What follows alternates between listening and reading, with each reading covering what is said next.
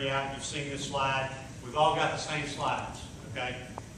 This is an interesting slide that tells you how much behind the rest of the world we are in propane AutoGas. It is the third most widely used, but of 14.6 million or so propane vehicles out there, we only have a little over 250,000 of them in the U.S.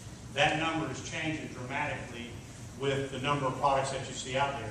It's really exciting for me to see in the last 4 years the difference. When we were making presentations 4 years ago, there was almost no options out there for customers. And now we have a lot of options. Law enforcement, city, municipality, county, airport shuttle application, taxi application, limousine application. Those applications we have solutions for. So this number can change dramatically. Here's some of the vehicles that we're looking at, and I want to tell you a couple of success stories. Top left, Colorado Cab. This is a company out in Denver, Colorado, where we started with 10 conversions, and we now have over 50 of their cabs running on propane. Today, they're saving somewhere in the neighborhood of $1.25 per gallon to $1.50 before you factor in the 50-cent per gallon tax credit. So it's real money. If you look at retail propane, by retail I mean AutoGas propane. One of the things that I always like to remind people of, they say, well, why should I go to propane? Residential gas is whatever per gallon, $3.50 per gallon. Propane AutoGas is priced much more competitively. Those of you who buy gasoline now are familiar with rack pricing, right? Rack pricing on gasoline. We do the same thing on propane. It's over index. So if you buy propane, your pricing, for the most part, is going to be over an index terminal to, when we get a new vehicle, we're going to do two things to it. We're going to outfit it with the police outfit equipment, the light bar and so forth, and we're going to put it on propane before we ever see it. He is a staunch proponent of propane. This is Mountain Mobility up in Asheville, North Carolina. This is a public transportation company, E350 vans. He has 10 of them that were converted. That AutoGas dispenser there is at this same place that had the sign that showed you the retail price of propane right there in Asheville.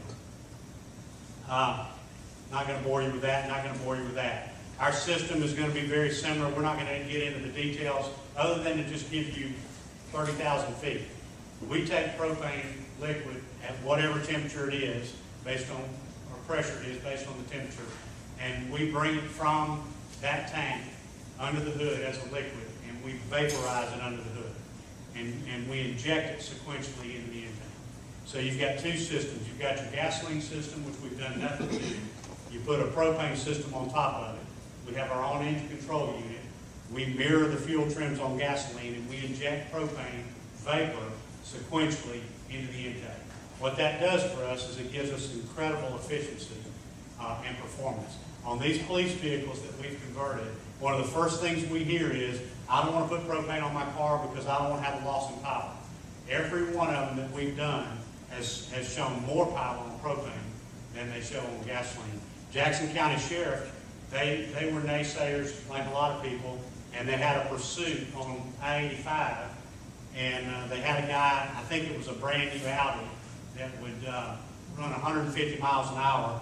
Well, at 120 miles an hour, the gasoline sheriff car stopped, and at 130, the propane would stop, and at 150, the Georgia State Patrol helicopter was able to catch it. After that 10-mile-an-hour difference stopped in, the rest of those guys said, I want to be next to put propane on there.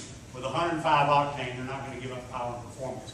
What we do when we do a ride and drive, what a horrible day to do a ride and drive.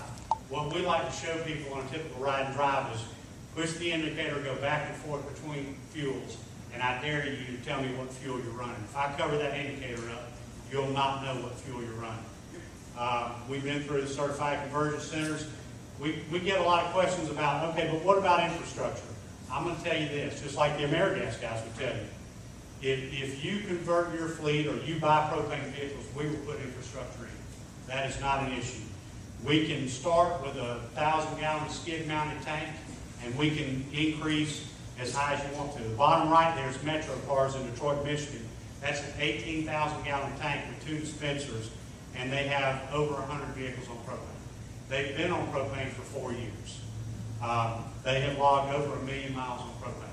So for those of you that would question the durability of our system, you need to talk to Metro Cars and they can tell you the answer to that. The other ones are skid-mounted 1000. You notice the dispenser is a modern-looking dispenser. It looks just like gasoline. There's a couple safety features that make this dispenser a lot different than it was in the years past. One of them is it has a gas guard nozzle, which means that it's only going to allow you to fuel when you're connected to a filler valve. Okay? If you held it up in the air and tried to squeeze the nozzle, no propane's coming out. The second thing it does is it requires you to release the nozzle before you can disconnect from the tank. And then the third thing is when you do disconnect, it only emits 1.9 cc's of propane. If any of you had propane in the older systems, whatever was in that hose between the last cutoff valve and the hose-in valve, we had to empty. Okay? And we used to have to open a bleeder until we got the white cloud, which told us we were 80% full. Now we don't have to open a bleeder. There's no reason to open a bleeder. When it gets 80% full, the automatic stop fill stops you from filling it. You disconnect, release the handle, disconnect, and hang it back up. These are also pulsar ready, which simply means they'll work with any fuel management system. In Cobb County, Georgia, right here, we have 7 different refueling sites. They happen to use a Fuel Master brand fueling system. Our system integrates into their Fuel Master. I don't have the picture here, but we have one that we actually put on their fuel island. They had a vacant spot on the island, and we put our propane dispenser there, and the tank is across from the island on the grass over there.